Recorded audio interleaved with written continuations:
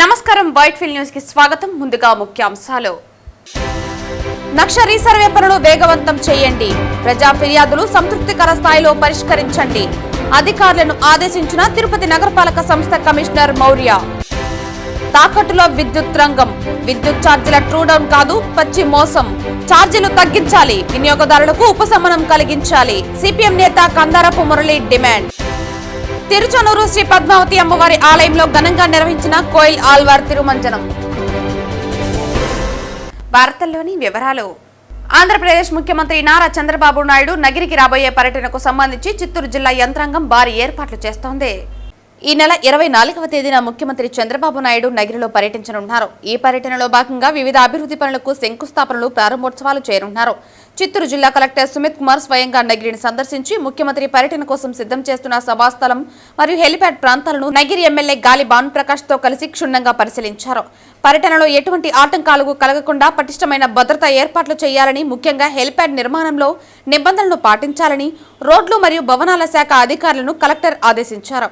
ఈ పర్యటనలో భాగంగా సామాజిక భద్రతా పెన్షన్ల పంపిణీ, స్వయం సహాయక సంఘాల మహిళలకు రుణాల అందజేత మరియు సైకిళ్ల పంపిణీ వంటి కార్యక్రమాలు నిర్వహించనున్నారు.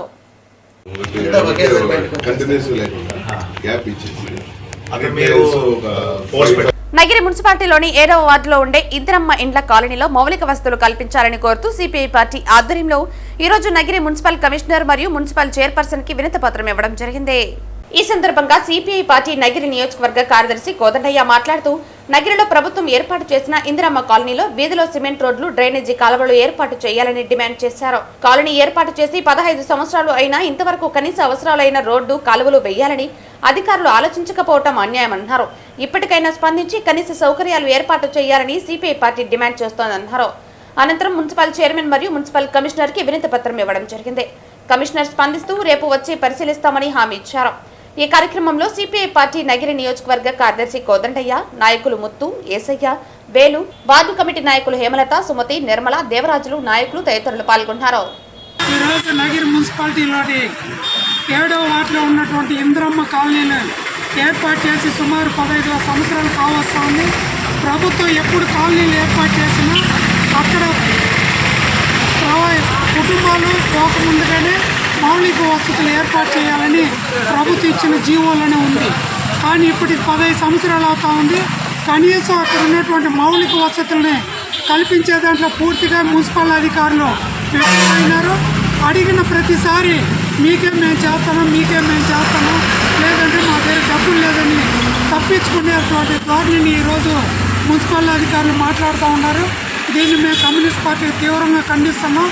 ఎప్పుడైతే ప్రభుత్వం కాలనీలు ఏర్పాటు చేస్తాయో రోడ్లు, కాలువలు, నీళ్లు, వీధి లైట్లు అన్నీ చేయాల్సిన బాధ్యత ప్రభుత్వాన్ని.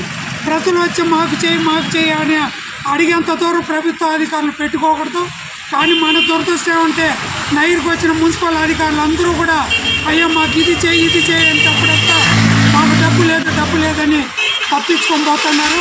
అందుకే ఈరోజు కమిషనర్ గారికి మేము స్పష్టంగా చెప్పినాము, అన్ని వీధుల్లో రోడ్లు ఏర్పాటు చేయాలి, కాలువలు ఏర్పాటు చేయాలని కౌన్సిల్లో తీర్మానం, రేపు జరిగే కౌన్సిల్లో కూడా అజెండాగా పెట్టాల్సిందే.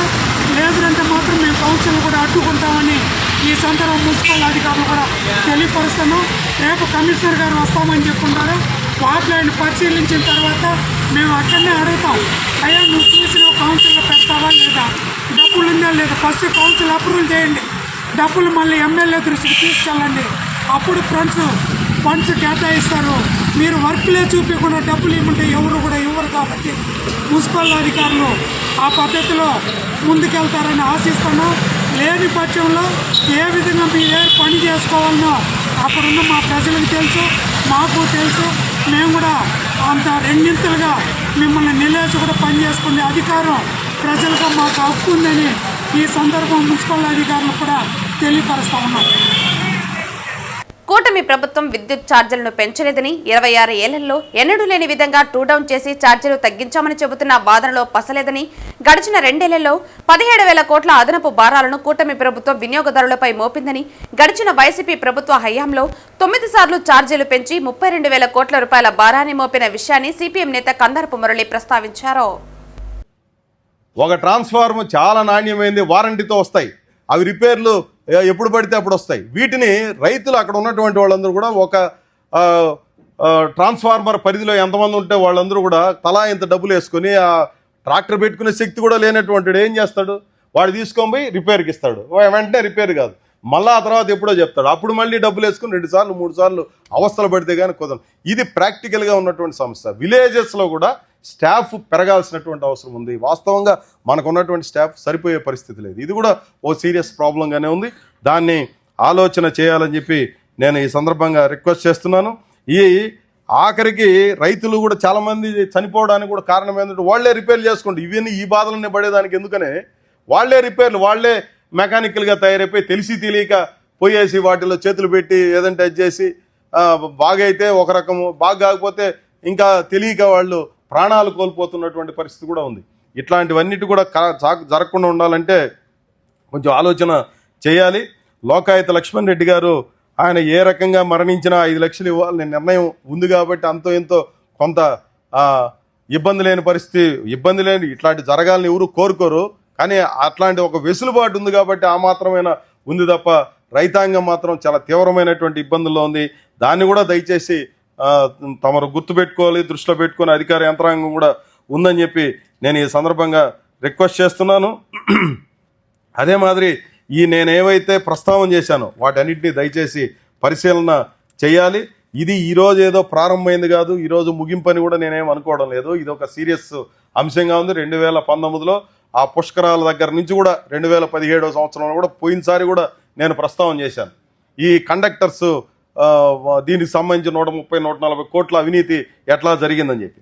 అదాని స్మార్ట్ మీటర్లు ఈరోజు ఎంత అన్యాయం అంటే సార్, మనం మాట్లాడుకోవడానికే కూడా ఒక రకంగా బ్రిటిష్ వాళ్ళు 200 సంవత్సరాల పాటు మనల్ని పరిపాలన చేసి హక్కులు లేకుండా చేస్తే ఇప్పుడు మనకు కనబడే వాళ్ళే భారతీయుల పేరుతో ఏ రకంగా ధ్వంసం చేస్తున్నారు అనడానికి ఇది ఒక నిలువెత్తు నిదర్శనం. కోటి ఇప్పుడు 2000 విలువ చేయనటువంటి అదాని మీటర్ని 10,000 రూపాయల చొప్పున అమ్మేస్తూ ఉన్నారు. ఎవరు అమ్ముతున్నారు? ఆయన మెయిన్ అదాని తయారు చేస్తాడు, దేశంలో అందరికీ సప్లై చేస్తారు. ఇక్కడ ఉన్నటువంటి Shirdi Sai company sub contract తీసుకొని చేస్తుంది. ఇవి అవసరమా? ఎవరు నిర్ణయించాలి ఇది అవసరమా కాదా అని చెప్పి? వాస్తవంగా అయితే అవసరం లేదు. కానీ కొత్త పద్ధతులను తీసుకొని వచ్చి 25 విద్యుత్ బిల్లులో ఇవన్నీ కూడా ప్రీపెయిడ్ సిస్టము లేదా ఇతరత్ర కొన్ని విధానాలన్నీ పెట్టారు కాబట్టి వాటికి రిలేటెడ్గా అది ఎవరికి ప్రయోజనం? మళ్ళీ ప్రజలకు కాదు, మళ్ళీ కార్పొరేట్ కంపెనీలకి ప్రయోజనం కలిగించేటివే. 1 కోటి మీటర్లు మన ఆంధ్ర రాష్ట్రానికి తెప్పించారు. 29,000 కోట్ల రూపాయల స్కామ్ ఇది. దీన్ని ఎవడు ప్రశ్నించేది? ఇది ఇట్లాంటివి చాలా అన్యాయంగా ఉంది. ఎంత దాకా వెళ్ళిపోయిందంటే అదాని బలం, ఇది ప్రభుత్వ కార్యాలయం, మన వెనకాల అదాని వాళ్ళకి ఇచ్చేసినారు. ఈ 1 కోటి మీటర్లు మొత్తం ఏర్పాటు చేయడానికి అదానికి ఇచ్చున్నారు. ఎంత ధైర్యం అండి! ప్రభుత్వ కార్యాలయంలో ఒక ప్రైవేటు కార్పొరేట్ కంపెనీకి ఆఫీస్ ఇచ్చి నువ్వు నిర్వహించుకో అని చెప్పినారంటే ఎంత ధైర్యం ఉండాలండి? ఇదే మన కోసం ప్రాణత్యాగాలు చేసి అల్లూరి సీతారామరాజు, భగత్ సింగ్ లేకపోతే ఇట్లాంటి వాళ్ళ పేర్లు చెప్పుకుంటాం ఈ దేశం కోసం అని చెప్పి ప్రాణత్యాగాలు చేసినటువంటి పెద్దవాళ్ళందరూ చేసింది ప్రభుత్వ కంపెనీలు.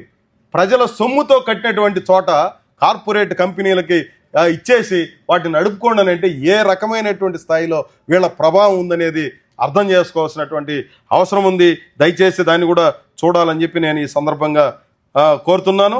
వైద్య ఆరోగ్య కుటుంబ సంక్షేమ శాఖకు సంబంధించిన GO MS number 85, GO MS number 127తో పాటు జీవో ఎంఎస్ నెంబర్ 311 అమలుపై ఆంధ్రప్రదేశ్ శాసనసభ సబార్డినేట్ లెజిస్లేషన్ కమిటీ చైర్పర్సన్ తోట త్రిమూర్తులు సమగ్ర సమీక్షా సమావేశాన్ని నిర్వహించి దిశానిర్దేశం చేశారు. మంగళవారం స్థానిక కలెక్టరేట్ వీడియో కాన్ఫరెన్స్ హాల్ నందు జరిగిన వైద్య ఆరోగ్య కుటుంబ సంక్షేమ శాఖకు సంబంధించిన పై జీవోల అమలుపై ఆంధ్రప్రదేశ్ శాసనసభ సబార్డినేట్ లెజిస్లేషన్ కమిటీ సభ్యులు తోట శ్రీనివాసులు, జిల్లా collector Venkateswar, assistant secretary, committee incharge Viswanatham, ఆప్సెస్ ప్రాజెక్ట్ డైరెక్టర్ నీలకంఠం రెడ్డి సంబంధిత అధికారులతో కలిసి ప్రభుత్వ ఉత్తర్వుల ఉద్దేశాలు, అమలు విధానం, ప్రస్తుత స్థితి, ఎదుర్కొంటున్న సమస్యలు అలాగే భవిష్యత్తులో తీసుకోవాల్సిన చర్యలపై విస్తృతంగా చర్చించారు. ఈ సందర్భంగా చైర్మన్ మాట్లాడుతూ జీవో ఎంఎస్ నెంబర్ 85, 127 అండ్ 311 ద్వారా వైద్య సేవల నాణ్యతను పెంపొందించడం, ప్రజలకు సులభంగా వైద్య సదుపాయాలు అందించడం, వైద్య సిబ్బంది సేవలో పారదర్శకత, బాధ్యతను పెంచడం ప్రధాన లక్ష్యాలుగా కమిటీ పనిచేస్తుందన్నారు. ప్రభుత్వ ఉత్తర్వులు క్షేత్రస్థాయిలో సమర్థవంతంగా అమలవ్వాలంటే సంబంధిత శాఖ అధికారులు మరింత సమన్వయంతో పనిచేయాల్సిన అవసరం ఉందని ఆయన తెలిపారు. ఈ సమీక్షా సమావేశంలో జిల్లా స్థాయి అధికారులు, వైద్య ఆరోగ్య శాఖ ఉన్నత అధికారులు పాల్గొని ఆయా జీవోల అమలు వివరాలను కమిటీకి నివేదించారు. ఉత్తర్వుల అమలులో ఎదురవుతున్న సాంకేతిక పరిపాలనా సమస్యలను అధికారులు కమిటీ దృష్టికి తీసుకొచ్చారు. వీటిపై చైర్పర్సన్ తగిన సూచనలు, మార్గదర్శకాలు జారీ చేశారు.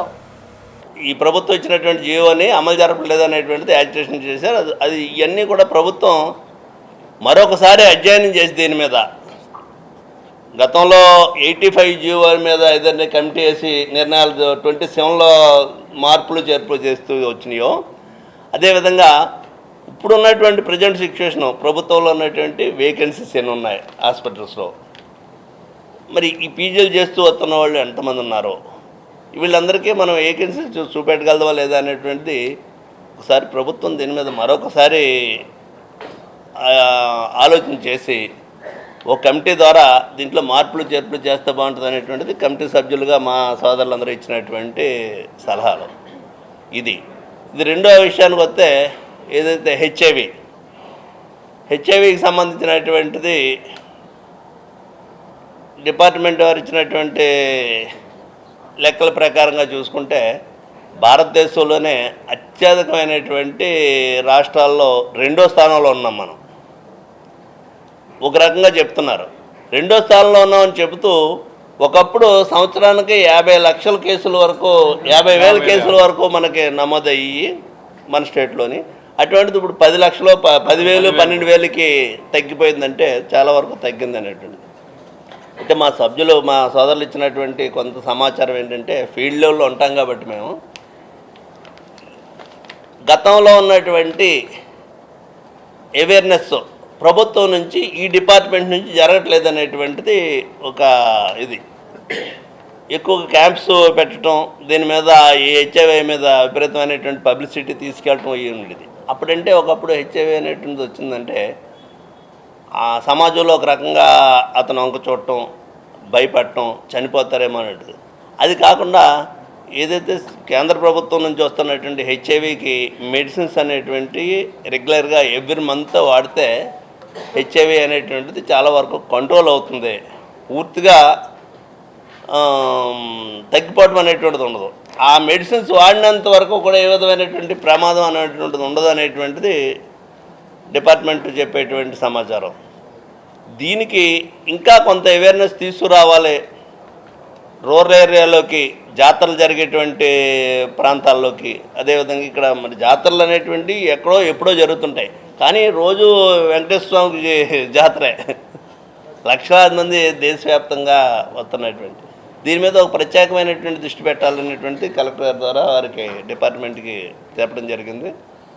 నక్షా రీసర్వే పనులు వేగవంతం చేయాలని, ప్రజా ఫిర్యాదులను సంతృప్తికర స్థాయిలో పరిష్కరించాలని తిరుపతి నగరపాలక సంస్థ కమిషనర్ మౌర్య తెలిపారు. నక్షా రీసర్వే కార్యక్రమం ప్రజా ఫిర్యాదుల పరిష్కారం, అభివృద్ధి పనుల పురోగతిపై నగరపాలక సంస్థ కార్యాలయంలోని అన్ని విభాగాల అధికారులు, సచివాలయ కార్యదర్శులతో కమిషనర్ వీడియో కాన్ఫరెన్స్ ద్వారా సమీక్షించారు. ఈ సందర్భంగా కమిషనర్ మాట్లాడుతూ ప్రజల ప్రభుత్వ ఆస్తుల యొక్క ఖచ్చితమైన హద్దుల ఏర్పాటు, కేంద్ర రాష్ట్ర ప్రభుత్వాలు సంయుక్తంగా నక్షా అనే కార్యక్రమం ద్వారా ప్రభుత్వ ప్రైవేట్ ఆస్తులను సర్వే కార్యక్రమాన్ని ప్రతిష్టాత్మకంగా నిర్వహిస్తోందని తెలిపారు. పైలట్ ప్రాజెక్టుగా చేపట్టిన ప్రాంతాల్లో రీసర్వే పూర్తి చేశారని తెలిపారు. అదేవిధంగా తిరుపతి నగరపాలక సంస్థ పరిధిలో ఉన్నటువంటి ప్రభుత్వ మరియు ప్రైవేట్ ఆస్తుల యొక్క సర్వే, వాటి యొక్క సరిహద్దులు నిర్ణయించేటువంటి ఈ కార్యక్రమం జరుగుతుందని తెలిపారు. ఇప్పటికే తగు శిక్షణ ఇచ్చి పరికరాలు సమకూర్చినా ఎందుకు ఆలస్యం అవుతోందని ప్రశ్నించారు. ఈ రీసర్వేకే ప్రజలందరూ కూడా సహకరించి వారి ఆస్తులకు ఉన్నటువంటి సరిహద్దులు, అదేవిధంగా మీ ఆస్తులకు ఉన్నటువంటి సరిహద్దు వివాదాలు ఏమైనా ఉన్నట్లయితే వాటన్నిటిని శాశ్వతంగా పరిష్కరించుకునేందుకు ఇదొక మంచి అవకాశమని తెలిపారు.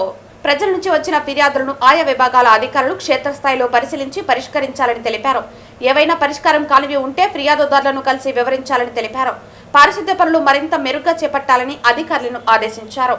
ఆయా వార్డుల్లో జరుగుతున్న అభివృద్ధి పనులను అధికారులు, సిబ్బంది పరిశీలించి వేగంగా పూర్తి చేయాలని అన్నారు. అభివృద్ధి పనులు నాణ్యత ప్రమాణాలు పాటించాలని తెలిపారు. బీపీఎస్, ఎల్ఆర్ఎస్ దరఖాస్తులు త్వరగా పూర్తి చేయాలని ప్లానింగ్ అధికారులను ఆదేశించారు.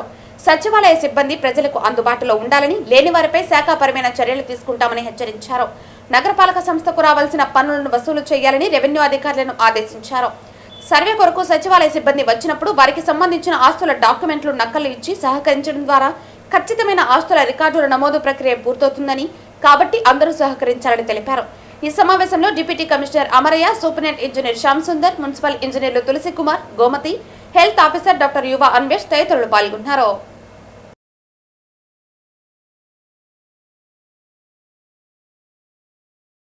తిరుపతిలోని శుభమస్తు షాపింగ్ మాల్ జనవరి 2026 పండుగ సీజన్ సందర్భంగా శుభమస్తు షాపింగ్ మాల్ లక్కీ డిప్ బొనాన్జాను నిర్వహిస్తోంది. కస్టమర్లు ప్రతి 1000 రూపాయల కొనుగోలుకు ఒక లక్కీ డిప్ కూపన్ ను అందిస్తున్నారు. ఈ రోజు లక్కీ డ్రాలో ద్విచక్ర వాహనాలను గెలుపొందిన కస్టమర్లకు తిరుపతి జిల్లా బీజేపీ అధ్యక్షులు సామంచి శ్రీనివాస్ అందజేశారు. నమ్మకానికి, నాణ్యతకు, మన్నికకు చిరునామాగా ఉన్నటువంటి శుభమస్తు షాపింగ్ మాల్ వారు ఈ ఏడాది క్రిస్మస్ కార్నివాల్ సంక్రాంతి ఫెస్టివల్ పేరుతోటి ఇక్కడ కొనుగోలు చేసినటువంటి వాళ్ళందరికీ కూడా ఈ లక్కీ కూపన్లు ఇవ్వడము, కొన్నటువంటి మరుసటి రోజు దాన్ని లక్కీ డిప్లో ట్రాన్స్పరెంట్గా లక్కీ డిప్ ద్వారా విజేతలను ఎంపిక చేయడం అనేది 39 రోజుల పాటు ఇది నిరంతరాయంగా 39 బహుమానాలు ఇక్కడ కొనుగోలు చేసినటువంటి శుభమస్తు షాపింగ్ మాల్లో కొనుగోలు చేసినటువంటి కస్టమర్లకు ఇవ్వడం జరిగింది. చాలా తక్కువ ధరకు నాణ్యమైనటువంటి అన్ని రకాల వస్త్రాలు యువతులు, యువకులు కుటుంబ సమేతంగా తక్కువ ధరకు కొనుగోలు చేసే విధంగా తిరుపతి ప్రజలకే కాకుండా రాష్ట్రంలో రాజమండ్రి, గుంటూరు, విజయవాడ, కడప, విశాఖపట్నం ఇలా అనేక చోట్ల బ్రాంచ్లను ఓపెన్ చేసి కస్టమర్ల యొక్క మనసును గెలుచుకున్నటువంటి శుభమస్తు షాపింగ్ మాల్ నిర్వహించినటువంటి ఈ లక్కీ డ్రాలో గెలుపొందినటువంటి విజేతలకు ఇవాళ మేము ఈ ద్విచక్ర వాహనాలను అందించడం జరిగింది. మొదటగా ఈరోజు ఇచ్చేటువంటి వెంకటాచలం గారు ఇవాళ ఈ ద్విచక్ర వాహనాన్ని ఆల్ఫా లైట్ స్కూటర్ అనేటువంటి వాహనాన్ని గెలుపొందారు. వారికి నేను ఇది అందజేస్తూ శుభమస్తు తరపున వారికి శుభాకాంక్షలు తెలియజేస్తున్నాను. అదేవిధంగా ఇంకొక 2 వీలరు ఇవాళ జరీనా గారు వారు కూడా గెలుపొందడం జరిగింది. వారికి ఈ ద్విచక్ర వాహనాన్ని వారికి అందించడం జరుగుతుంది. ఎప్పటి నుంచో ఎదురు చూస్తున్నటువంటి అంటే నాణ్యమైనటువంటి ధరలు,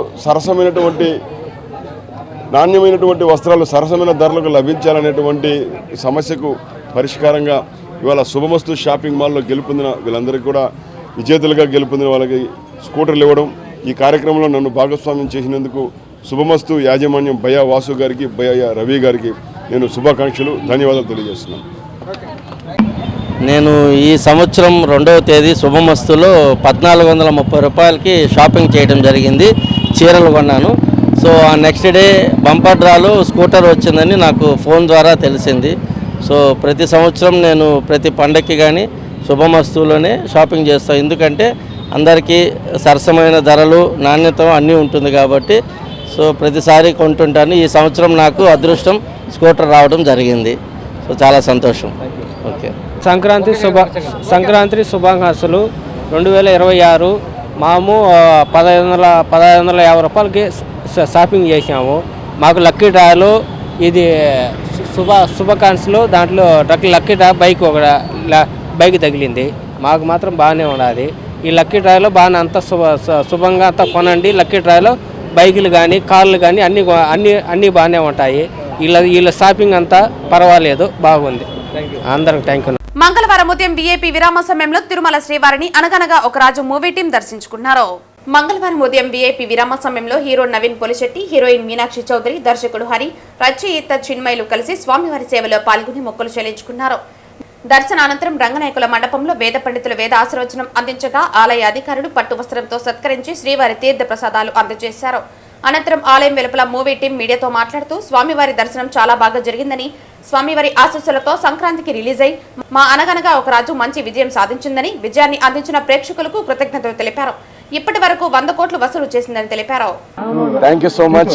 మీ అందరికి తెలిసిందే సంక్రాంతి పండగకి అనగనగా ఒక రాజు అని మా సినిమా విడుదలయ్యి పెద్ద సినిమాలతో విడుదలయ్యి అద్భుతమైన టాక్తో యునానిమస్ సంక్రాంతి బ్లాక్ బస్టర్గా సూపర్ హిట్ అనే వర్డిక్ట్ ఇచ్చారు ఆడియన్స్. సో మా అందరికీ గత 4 రోజులుగా మేము అందరం చాలా సంతోషంగా ఉన్నాం, చాలా ఎమోషనల్గా ఉన్నాం. ఇటువంటి ఒక ఆనందం కేవలం ప్రజలు, ప్రేక్షక దేవుళ్ళు వాళ్ళు వచ్చి సినిమా చూడడం తప్పే ఇలాంటిది సాధ్యమే కాదు. సో ఇంత పెద్ద సక్సెస్, ఇది మామూలు సక్సెస్ కాదు. మా సినిమాలో డైలాగ్ ఉన్నట్టు అటు 7 తరాలు ఇటు 7 తరాలు గుర్తుండిపోయే సక్సెస్. సో ఇలాంటి సక్సెస్ కేవలం మా హార్డ్ వర్క్ వల్ల అయితే రాదు. అది ఎందుకంటే అందరూ టాలెంటెడే, అందరూ కష్టపడతాం. దీనికి ఒక డివైన్ ఫోర్స్, దీనికి ఒక ఆ స్వామివారి ఆశీస్సులు, స్వామివారి బ్లెస్సింగ్స్ ఉంటే కానీ ఇలాంటిది రాదని నేను ఖచ్చితంగా నమ్ముతాను. సో అందుకే మేమందరం ఈ సక్సెస్ని స్వామివారికి కృతజ్ఞతా భావంతో తిరుపతికి దర్శనం చేసుకుందామని వచ్చాం. నిన్న సాయంత్రం తిరుపతిలో దిగాము. నిన్న ఫస్ట్ యాక్చువల్లీ థియేటర్స్కి వెళ్ళాం. తిరుపతిలో థియేటర్స్లో రెస్పాన్స్ చూసి మాకు అసలు నమ్మబుద్ధి కాలేదు. థియేటర్స్ అంతా మొత్తం ఇలా ఊగిపోతున్నాయి నవ్వులతో. నిన్న వీక్ డే కావడంతో మేము తక్కువ ఆడియన్స్ ఉంటారేమో అని వెళ్ళాం, కానీ వీక్ డే నాడు కూడా కంప్లీట్ ఫుల్స్ ఉన్నాయి ప్రతి చోట అనగనగా ఒక రాజుకి. సో ఇంత సక్సెస్ని, ఇంత ఆనందాన్ని పంచడానికి మాకు అవకాశం ఇచ్చినందుకు ఆ స్వామివారికి, అమ్మవారికి కృతజ్ఞతలు చెప్పుకుందామని మేము అందరం వచ్చాము. చాలా చాలా బాగా జరిగింది దర్శనం. అండ్ తిరుపతితో నా సెంటిమెంట్, ఈ తిరుమలతో నా సెంటిమెంట్ ఇది 4వ సారి.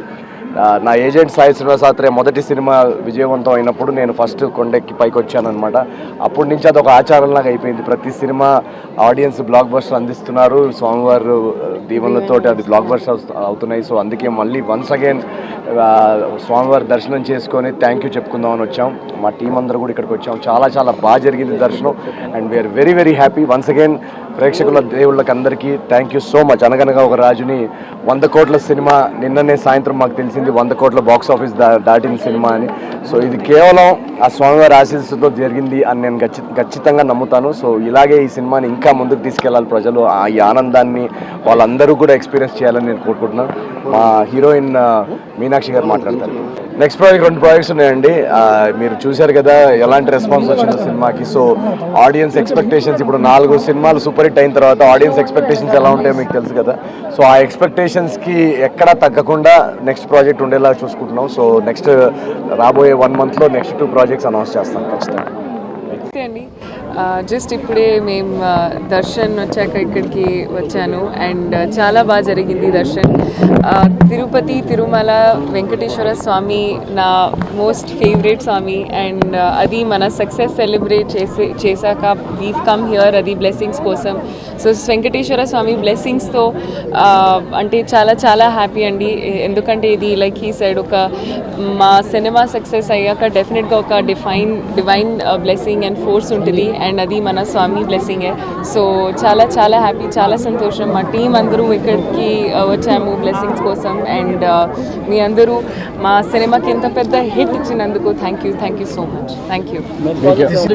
అవును, నెక్స్ట్ చాలా ఉన్నాయి. ఇప్పుడు ఒక నాగ చైతన్య గారితో ఒక సినిమా ఉంది, అది ఈ ఇయర్లో రిలీజ్ అవుతుంది అండ్ ఇంకా చాలా ఉన్నాయి. ఒకసారి ప్రొడక్షన్ హౌసెస్ అనౌన్స్ చేస్తే నేను ఫార్మల్గా అనౌన్స్ చేస్తాను. అందరికి నమస్కారం అండి. ఆయన చెప్పినట్టు మాకు ఈ ప్రాజెక్ట్ స్టార్ట్ చేసిన నుంచి ఫస్ట్ నుంచి మాకు అన్నీ కలిసి వచ్చినాయి. ఒక డివైన్ ఫోర్స్ మాకు ఉండింది. సో మా అనుకున్నట్టే కంటెంట్ స్ట్రాంగ్గా ఉంటుంది. కంటెంట్ మీద నమ్మి సంక్రాంతికి వదిలేం సినిమా. సో అనుకున్నట్టే ఆడియన్స్ చాలా మంచి సపోర్ట్ చేశారు. అందరూ ఫ్యామిలీతో వచ్చారు. చెప్పినట్టు నిన్న వీక్ డేస్లో కూడా మొత్తం ఫుల్ ఉన్నారు థియేటర్స్లో.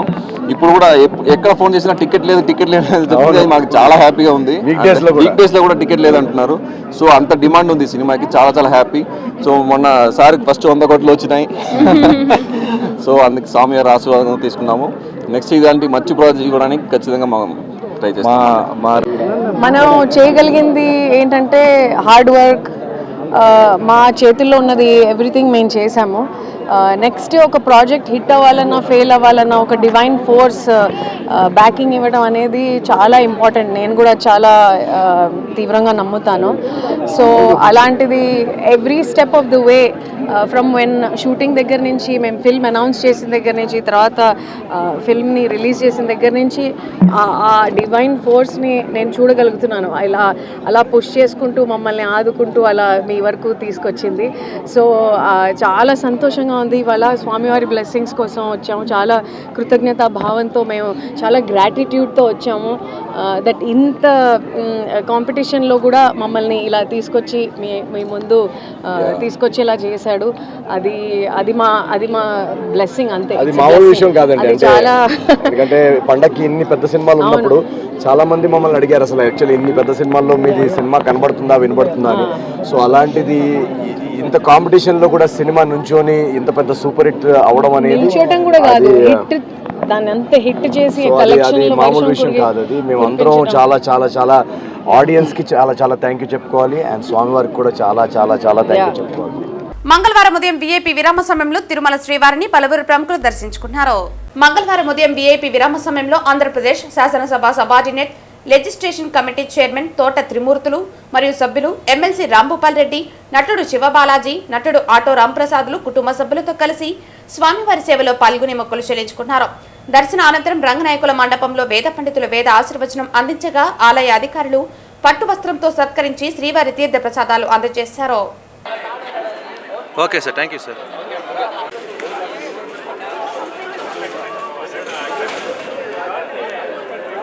తిరుచానూరు శ్రీ పద్మావతి అమ్మవారి ఆలయంలో మంగళవారం కోయిల్ ఆల్వార్ తిరుమంజనం ఘనంగా నిర్వహించారు. File name Koil Alwar Tirumanjanam. అమ్మవారి ఆలయంలో జనవరి 25వ తేదీ రథసప్తమి వైభవంగా నిర్వహిస్తారు. ఈ సందర్భంగా ఆలయంలో కోయిల్ ఆల్వార్ తిరుమంజనం నిర్వహించడం ఆనవాయితీ. ఇందులో భాగంగా ఉదయం సుప్రభాతంతో అమ్మవారిని మేలుకొలిపి ఉదయం 6:30 నుంచి 9 గంటల వరకు కోయిల్ ఆల్వార్ తిరుమంజనం నిర్వహించారు. ఇందులో ఆలయ ప్రాంగణం, గోడలు, పైకప్పు, పూజా సామగ్రి తదితర అన్ని వస్తువులను నీటితో శుద్ధి చేశారు. నామకోపు, శ్రీచూర్ణం, కస్తూరి పసుపు, పచ్చాకు, గడ్డకర్పూరం, గంధం పొడి, కుంకుమ, కిసిలిగడ్డ తదితర సుగంధ ద్రవ్యాలు కలగలిపిన పవిత్ర జలాన్ని ఆలయం అంతటా ప్రోక్షణం చేశారు. ఉదయం 9:30 నుంచి భక్తులను అమ్మవారి దర్శనానికి అనుమతించారు. ఓం శ్రీ పద్మావతి దేవ్యే నమః. పద్మప్రియే పద్మిని పద్మహస్తే పద్మాలయే పద్మదలాయతాక్షం విశ్వప్రియే విశ్వమనోనుకూలే తత్వాద పద్మం మహిసన్నిధత్వ. సాక్షాత్ మహాలక్ష్మి అంశ అయినటువంటి శ్రీ పద్మావతి దేవికి ప్రతి సంవత్సరము 4 మారులు ఈ కోయిల్ ఆల్వార్ తిరుమంజనం ఆనవాయితీ. ముఖ్యంగా బ్రహ్మోత్సవ టైంలో మరియు రథసప్తమికి ముందు మరియు వసంతోత్సవము మరియు పవిత్రోత్సవాలకి ముందుగా వచ్చేటువంటి మంగళవారం నాడు ఈ యొక్క కోయిల్ ఆల్వార్ తిరుమంజనం చేయడం ఆనవాయితీ. ఈ కోయిల్ ఆల్వార్ తిరుమంజనం అనగా మనము ఆలయ శుద్ధి కార్యక్రమం, విశేషమైనటువంటి ఉత్సవాది కార్యక్రమాల్లో ఆలయమునంతా శుద్ధి చేసి లేపనములతో అంటే పసుపు, కుంకుమ, చందనము, పచ్చకర్పూరము మొదలైన చిల్లిగడ్డ మొదలైనటువంటి 12 లేపనములతో తయారు చేసిన లేపనాన్ని తయారు చేసి గోడలకంతా చూసి ఎటువంటి క్రిమికీటకాలు లేకుండా ఈ యొక్క ఆలయ శుద్ధి కార్యక్రమాన్ని నిర్వర్తించబడును. ఈ ముఖ్యముగా మనకు ఈ బ్రహ్మోత్సవాన్ని రథసప్తమిని చిన్న బ్రహ్మోత్సవం అనేదిగా విధముగా పిలుస్తారు. ఈ రథసప్తమి నాడు విశేషముగా 7 గంటలకు ప్రారంభమై వాహనాలు సూర్యప్రభ వాహనముతో ప్రారంభమై అమ్మవారికి ప్రీతిపాత్రమైనటువంటి ఏనుగు వాహనముతో రాత్రి 8:30 ఏనుగు వాహనంతో 7 వాహనములుగా ఈ యొక్క సప్తాశ్వరములుగా ఎదువారింది. అదే ఈ తిరుమల దేవస్థానం వారు అది వచ్చినటువంటి ప్రతి భక్తులకు మంచి దర్శనము మరియు తీర్థప్రసాదములు చేయుచున్నారు. కావున భక్తులందరూ కూడా విశేషముగా ఈ రథసప్తమి నాడు వచ్చి అమ్మవారిని చూసి తరించి అమ్మవారి యొక్క కృపకు పాత్రులు కండి. ముఖ్యంగా ఈ తిరుచానూరు గ్రామంలో విశేషముగా ఏమనగా మనకు కనిపించేటువంటి దేవుడైనటువంటి సూర్య భగవాను యొక్క ఆలయం ఉన్నది. ఆలయమును మొట్టమొదటగా ఆ ఆలయంలోనే అమ్మవారికి స్వామివారిని అభిషేకాలను అందించిన తర్వాత 5 గంటల ప్రాంతములో అమ్మవారికి సప్తాశ్వర సమారూఢం ప్రచండం కశ్యపాత్మజాం శ్వేతపద్మధరం దేవం తం సూర్యం ప్రణమామ్యహం అనేటువంటి వారిగా స్వామివారు ఊరేగింపు చేస్తూ ఈ తరువాత అమ్మవారి యొక్క సూర్య భగవానునికి ప్రారంభమవును. కావున భక్తులందరూ కూడా రథసప్తమి నాడు అమ్మవారిని స్వామివారిని చూసి తరించి అమ్మవారి యొక్క కృపకు పాత్రులు కండి. ఓం శ్రీ పద్మావతి దేవి నమః. రహదారి నిబంధనలను విధిగా పాటిస్తూ ప్రతి ఒక్క వాహనదారుడు హెల్మెట్ ఖచ్చితంగా ధరించాలని చిత్తూరు జిల్లా రవాణా శాఖ అధికారి నిరంజన్ రెడ్డి తెలిపారు. మంగళవారం చిత్తూరు రవాణా శాఖ కార్యాలయం నుంచి గాంధీ విగ్రహం వరకు ద్విచక్ర వాహన ర్యాలీని నిర్వహించారు. ఈ సందర్భంగా ఆయన మాట్లాడుతూ 30 రోజుల పాటు జరిగే రోడ్డు భద్రతా అవగాహన మార్చోత్సవాల్లో ప్రజలకు అవగాహన కల్పించే ఉద్దేశంతో అన్ని శాఖల అధికారుల నేతృత్వంలో ఈ కార్యక్రమాన్ని నిర్వహిస్తున్నామని తెలిపారు. ఈ కార్యక్రమంలో చిత్తూరు నగరంలోని ద్విచక్ర వాహనాల షోరూం ప్రతినిధులు మరియు మెకానిక్లు పెద్ద సంఖ్యలో పాల్గొన్నారు. ఈరోజు మనం 37వ జాతీయ రహదారి భద్రతా మాసోత్సవాల సందర్భంగా హెల్మెట్ ర్యాలీని కండక్ట్ చేయడం జరిగింది. ఈ మంత్ మనం జనవరి 1 నుంచి జనవరి 31 వరకు 1 మంత్ రహదారి భద్రత గురించి, నియమాల గురించి ప్రజల్లో అవగాహన కల్పించడం కోసం వివిధ కార్యక్రమాలను చేపట్టడం జరుగుతుంది. దానిలో భాగంగా చిత్తూరు జిల్లా ప్రజలందరికీ కూడా ఈ హెల్మెట్ వల్ల ఉపయోగాలు, హెల్మెట్ ధరించాల్సిన అవసరము, ఆవశ్యకత గురించి అవగాహన కల్పించడం కోసం ప్రత్యేకంగా మన అసిస్టెంట్ కలెక్టర్ సారు దీంట్లో సారే స్వయంగా డ్రైవ్ చేసి దీంట్లో హెల్మెట్ యొక్క ఆవశ్యకతను ప్రజలకు తెలియజేయడం జరిగింది. సార్కు ప్రత్యేక ధన్యవాదాలు తెలుపుతున్నాము. ముఖ్యంగా హెల్మెట్ చూసుకుంటే ఇప్పటివరకు ప్రతి సంవత్సరము ఆంధ్రప్రదేశ్ రాష్ట్ర వ్యాప్తంగా ఆల్మోస్ట్ 8,000 వరకు చనిపోతున్నారు. వాటిలో 3,000 మరణాలు అంటే దాదాపు 45% వరకు ఓన్లీ టూ వీలర్ ప్రమాదాల వల్ల చనిపోతున్నారు. దానిలో కూడా ముఖ్యంగా బాధించదగిన విషయం ఏంటంటే ఎస్పెషల్ యూత్ 20 నుంచి 35 ఏళ్ళ మధ్యలో ఉన్న వాళ్ళు కూడా ఎక్కువ చనిపోతున్నారు. కాబట్టి దీన్ని నివారించాల్సిన ఆవశ్యకత మనకు ఎంతైనా ఉంది. దీన్ని నివారించడానికి ఒక ఏకైక మార్గము హెల్మెట్ ధరించడం వల్ల మనం చాలా వరకు కూడా హెడ్ ఇంజరీస్ నుంచి బయటపడవచ్చు. హెడ్ ఇంజరీ నుంచి బయటపడేవాడి వల్ల మనకు చాలా వరకు కూడా యాక్సిడెంట్ అయిన క్రమంలో కూడా మనకు ఒక రక్షణ అనేది ఏర్పడుతుంది. కాబట్టి ప్రజలందరికీ కూడా ప్రత్యేకంగా విజ్ఞప్తి ఏమనగా మనం ఇప్పుడు జస్ట్ 1 కిలోమీటర్ వెళ్తున్నాము, 1/2 కిలోమీటర్ వరకు కాబట్టి హెల్మెట్ అవసరం ఉండదు, జస్ట్ పక్కనే కదా అని వెళ్తుంటారు. కానీ ఆ షార్ట్ టైంలోనే ఏం జరుగుతుందో మనం ఎవరు ఊహించలేము. కాబట్టి ప్రతి ఒక్కరు కూడా టూ వీలర్ బయట తీస్తే ఖచ్చితంగా హెల్మెట్ ధరించాలి. అదే సమయంలో వెహికల్ సంబంధించిన అన్ని డాక్యుమెంట్స్ అంటే డ్రైవింగ్ లైసెన్స్ లేకుండా రిజిస్ట్రేషన్ డాక్యుమెంట్స్, అలాగే హెల్మెట్, ఇన్సూరెన్స్ లాంటివి లేకుండా ఎట్టి పరిస్థితుల్లో కూడా వాహనం నడపరాదని అవన్నీ ఖచ్చితంగా ఉంచుకొని వాహనం నడపవలసిందిగా అందరికీ కూడా ప్రత్యేకంగా విజ్ఞప్తి చేస్తున్నాను. Thank you to all. అందరికీ నమస్కారం అండి. నేడు ఈరోజు మనం మన హెల్మెట్ అవేర్నెస్ క్యాంపెయిన్ చేస్తున్నాము. మన డిటీసీ గారు వారి ఆధ్వర్యంలో హెల్మెట్ అవేర్నెస్ క్యాంపెయిన్ అనేది జరిగింది. సో దీనికి మనకు చాలా ఈవెంట్స్ మనం ఆర్గనైజ్ చేస్తున్నాము. చాలామంది మనకు పార్టిసిపెంట్స్ కూడా వచ్చారు. సో ఫస్ట్ ఈవెంట్ వచ్చేసరికి మనం ర్యాలీతో స్టార్ట్ చేస్తాము. ఇప్పుడు as part of this rally మనం ఏం చేస్తున్నామంటే మనం ఈ ర్యాలీలో హెల్మెట్ వేసుకుని ప్రజలకి చూపిస్తున్నాం. So we lead them and we show them. So ఆ కాన్సెప్ట్తో మనం ఇప్పుడు ర్యాలీ చేస్తాము. దీని తర్వాత ఇప్పుడు ఏంటంటే నేను డిటీసీ గారితో కూడా మాట్లాడాను. మన అనేక ప్రోగ్రాలు కూడా మనం ప్లాన్ చేద్దాము. మన ఇప్పుడు ఏంటంటే ఇప్పుడు జనవరి 26కి చాలా ఈవెంట్స్ జరుగుతున్నాయి మనకు. సో మన డిస్ట్రిక్ట్ వ్యాప్తంగా కూడా చాలా ఈవెంట్స్ జరుగుతూ ఉంటాయి. సో ఆ ఈవెంట్స్ మొత్తంలో కూడా మనం హెల్మెట్ అనే కాన్సెప్ట్ని ఒక థీమ్గా పెట్టుకుని మనం దాన్ని ప్రమోట్ చేయడం కూడా జరుగుతుంది. అయితే ఇప్పుడు హెల్మెట్ ఎందుకు వేసుకోవాలి? ఇందాక నేను చెప్పాను, మళ్ళీ చెప్తాను. హెల్మెట్ వేసుకోవడం వల్ల ఏమవుతుందా అంటే అదొక చిన్న idea, very small concept, but దాని యొక్క ఇంపాక్ట్ అండ్ దాని యొక్క కాన్సిక్వెన్సెస్ చాలా లార్జ్ ఉంటుంది. సో ఇప్పుడు మనం బైక్ పైన పోతున్నాం, ఎప్పుడు యాక్సిడెంట్ అవుతుందో మనకు తెలియదు. అసలు లైఫ్ అనేది చాలా అన్ప్రెడిక్టబుల్. ఎప్పుడు మన కంట్రోల్లో ఉంటుంది, మన ఆధీనంలో ఉంటుంది అని అనుకుంటాం, బట్ తెలియదు ఎప్పుడు ఏమవుతుందో. సో అలా అయినప్పుడు జస్ట్ ఒక small idea, wearing a helmet అంతే. సో దాని యొక్క కాన్సిక్వెన్సెస్ చాలా ఎక్కువ ఉంటుంది. ఆ కాన్సిక్వెన్సెస్ మీకే కాదు, మీ ఫ్యామిలీకి కూడా చాలా ఎక్కువ ఉంటుంది. సో అదొకటి. అండ్ ఇది వచ్చేసరికి లాంగ్ టర్మ్ కాన్సిక్వెన్సెస్. హెల్మెట్ వేసుకోవడం, యాక్సిడెంట్ అవ్వడం అదొక లాంగ్ టర్మ్ కాన్సిక్వెన్స్. అది కాకుండా షార్ట్ టర్మ్ కాన్సిక్వెన్సెస్ కూడా ఏముంది? ఇప్పుడు మనం చూస్తున్నాం, ఇప్పుడు క్లైమేట్ చేంజ్ పరంగా ఇప్పుడు ఏమవుతుందంటే ఎండలు పెరిగిపోవడం జరుగుతుంది, అండ్ పొల్యూషన్ ఒకటి చాలా ఎక్కువ అవ్వడం జరుగుతుంది. మనకి డస్ట్ పార్టికల్స్ కానీ PM 2.5 కానీ PM 10 కానీ ఇప్పుడు మన ఇక్కడ కొంచెం నించొని ఒక మాస్క్ వేసుకుని నించోండి, మీరు ఒక 1-2 గంటల తర్వాత మాస్క్ పైన ఇట్లా అనండి, మీకు ఎంత డస్ట్ వస్తుందో తెలుస్తుంది. సో అట్లా మనం ట్రావెల్ చేస్తున్నప్పుడు మనం కిలోమీటర్లు కొన్నిసార్లు గంటల కొద్దీ మనం ట్రావెల్ చేస్తూ ఉంటాం, మనకి తెలియదు ఎంత ఆ డస్ట్ కూడా మనం పీలుస్తున్నామో. సో ఆ డస్ట్ అనేది ఏంటంటే ఇప్పుడు కళ్ళని ఎఫెక్ట్ చేస్తుంది, మన లంగ్స్ని ఎఫెక్ట్ చేస్తుంది, హెయిర్ని ఎఫెక్ట్ చేస్తుంది, స్కిన్ని ఎఫెక్ట్ చేస్తుంది. వీటన్నిటి కూడా మనకు స్మాల్ ఐడియా, హెల్మెట్తో కూడా ప్రివెంట్ చేయొచ్చు. సో హెల్మెట్ అనేది ఏంటంటే షార్ట్ టర్మ్ మనకి ఇంపాక్ట్స్ ఉంది, లాంగ్ టర్మ్ ఇంపాక్ట్స్ కూడా ఉంది. సో తప్పనిసరిగా అందరూ హెల్మెట్ వేసుకోవాలని ప్రార్థిస్తూ స్పీచెస్. Thank you. తిరుపతికి చెందిన యువ అంతరిక్ష పరిశోధన అభిమాని తొండమనాటి లోకేష్ అంతర్జాతీయ స్థాయిలో దేశానికి గర్వకారణంగా నిలిచారని వివిధ సేవా సంఘాలు శుభాకాంక్షలు తెలియజేశారు. తిరుపతికి చెందిన యువ అంతరిక్ష పరిశోధన అభిమాని తొండమనాటి లోకేష్ అంతర్జాతీయ స్థాయిలో దేశానికి గర్వకారణంగా నిలిచారని ఈ సందర్భంగా ప్రశంసించారు. రష్యాలో జనవరి 16 నుంచి 20వ తేదీ వరకు నిర్వహించిన ఇంటర్నేషనల్ స్పేస్ క్యాంపుకు భారత తరపున ప్రతినిధిగా ఒక ప్రైవేటు పాఠశాల ఉపాధ్యాయుడు ఎంపిక కావటం దేశ స్థాయిలో ఆయన ప్రతిభకు మరింత గుర్తింపుగా వచ్చిందని తోటి స్నేహితులు మాన్యం సుధాకర్, మ్యాథ్స్ లెక్చరర్ మరియు విద్యార్థులు తిరుపతి కుశాల్, శ్రీవంత్, మనోజ్, సృజన్, శ్రీవంత్, మరికొన్ని వివిధ సంఘాల నాయకులు, బ్రాహ్మణ సంఘాలు, రాష్ట్ర బ్రాహ్మణ ప్రధాన కార్యదర్శి వేదం హరిప్రసాద్, కన్వీనర్ మల్లికార్జున శర్మ, రాష్ట్ర సంయుక్త కార్యదర్శి విప్పుకుంట శివ, రెడ్డి ప్రకాష్, శ్రీహరికోట అంతరిక్షంలో పనిచేసే రిటైర్ అయినటువంటి డాక్టర్ సుబ్బారావు, తిరుపతి జిల్లా బ్రాహ్మణ సంఘ సేవా సమితి అధ్యక్షులు నరసింహాచారి తదితరులు శుభాకాంక్షలు తెలిపారు. యువతకు ఆధునిక సాంకేతిక పరిజ్ఞానం, అంతరిక్ష విజ్ఞానం, ఆర్టిఫిషియల్ ఇంటెలిజెన్స్, రోబోటిక్స్, డ్రోన్ వంటి భవిష్యత్తు సాంకేతిక అభివృద్ధిపై అవగాహన కల్పిస్తూ వారిలో పరిశోధనలు పెంపొందించి కీలక పాత్ర పోషిస్తున్నారని అన్నారు.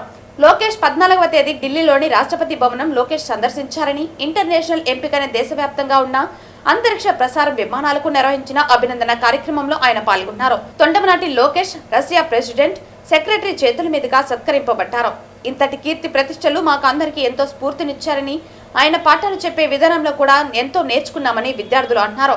తరగతి గదులకు పరిమితం కాకుండా ప్రాక్టికల్స్, ఎక్స్పోజర్, సాంకేతిక శిక్షణ కార్యక్రమాలు, ఆవిష్కరణాత్మక అభ్యసన విధానం యువతను భావి శాస్త్రవేత్తలుగా తీర్చిదిద్దే విధంగా తయారు చేస్తున్నందుకు ప్రత్యేకంగా విద్యార్థులు అందరి తరపున నమస్కారాలు తెలియజేశారు.